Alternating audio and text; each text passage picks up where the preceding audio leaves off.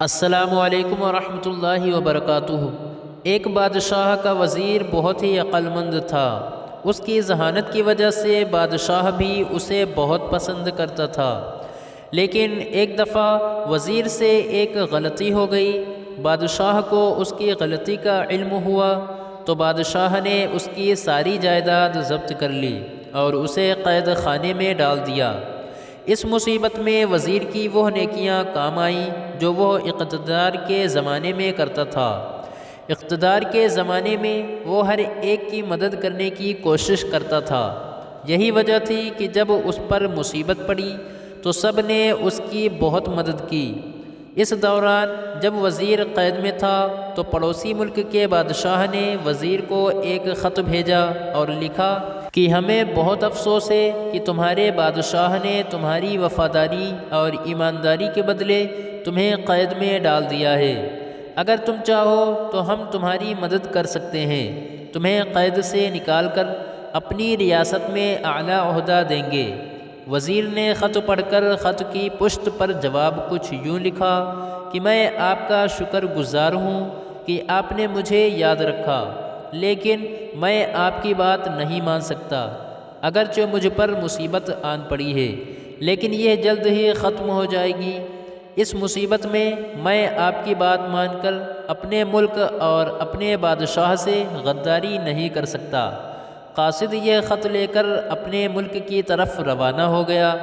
اتفاق سے اس سارے واقعے کی خبر ایک ایسے شخص کو ہو گئی جو وزیر کا دشمن تھا۔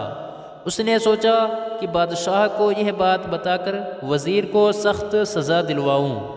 اس نے بادشاہ کو ساری بات بتا دی کہ وزیر پڑوسی ملک کے بادشاہ کے ساتھ ملا ہوا ہے اور آپ کے خلاف سازش کر رہا ہے۔ بادشاہ نے سوچا کہ اگر یہ بات سچ نکلی تو وہ وزیر کو سزائے موت دے گا۔ بادشاہ نے قاصد کو گرفتار کرنے کا حکم دیا۔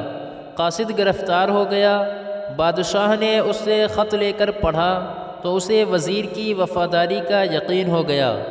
بادشاہ نے وزیر کو معاف کر دیا اور اسے دوبارہ اس کے عہدے پر فائز کر دیا۔ اب بادشاہ بھی اپنی غلطی پر نادم تھا کہ اس نے وزیر پر بے بنیاد الزام عائد کر کے سزا دی تھی اور ایک بار بھی اس کی بات سننے کی کوشش نہ کی۔ جبکہ بادشاہ نے اپنی غلطی کی تلافی کرنے کی کوشش کی تو وزیر نے کہا، بادشاہ سلامت، ہم اکثر غلطیاں کرتے ہیں، اپنی غلطی کو مان لینا اور اس کو دوبارہ نہ دہرانا ہی ذہانت ہے۔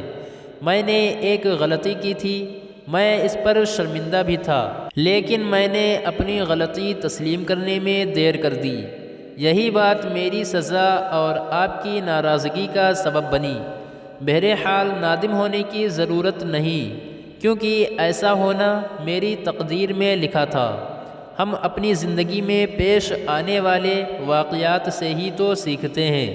اس طرح وزیر نے ایک مرتبہ پھر اپنی ایمانداری اور ذہانت سے اپنا عہدہ حاصل کر لیا۔ مزید اچھی ویڈیوز کے لیے لائک، شیئر، کمنٹ اور سبسکرائب ضرور کریں۔ شکریہ۔